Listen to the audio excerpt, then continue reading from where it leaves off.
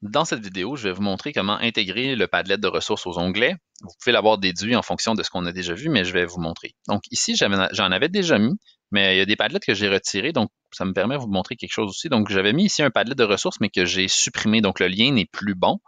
Donc n'importe quelle ressource qu'on va choisir, on va venir cliquer droite, puis on va pouvoir supprimer la ressource. Donc là, elle ne sera plus là. Donc ici, j'ai mes différentes ressources, puis je veux ajouter mon Padlet. Donc je vais aller à Padlet, ici, puis je vais venir dans Partager.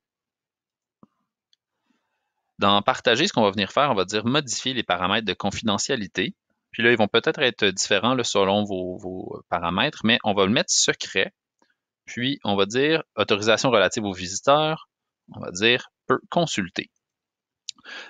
Si vous voulez que les élèves ou les gens qui viennent sur votre Padlet puissent ajouter des ressources parce que vous voulez un mur collaboratif, vous pouvez. Mais moi, c'est vraiment plus pour consulter les ressources. Donc, je le mets à peut consulter, puis je vais faire enregistrer. Une fois que ça c'est fait, on va faire retour et on va copier le lien dans le presse-papier. On peut voir aussi qu'il y a d'autres façons de partager un Padlet. On peut l'enregistrer en tant que PDF, on peut l'envoyer par courriel, Facebook, on peut avoir un code QR pour y accéder. Mais nous, ça va être vraiment le lien du presse-papier. On va cliquer dans Teams, faire plus, site web, ressources du cours. Je donne le titre et je colle l'adresse. C'est un HTTPS, donc ça va fonctionner. Et je vais enregistrer. Et voilà, le mur Padlet est là. Donc là, les personnes qui vont consulter vont pouvoir ouvrir les documents, cliquer sur les liens, se rendre dans nos ressources.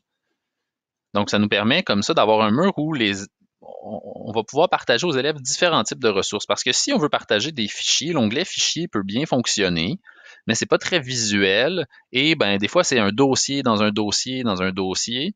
Alors que si on vient ici puis on ajoute un mur de ressources, ben là, les élèves ont un point de vue un peu plus visuel, puis peuvent, je trouve, en tout cas, plus facilement accéder aux ressources. Donc, c'est une stratégie qui, je pense, peut être gagnante lorsqu'on utilise Teams de s'ajouter un mur de ressources Padlet.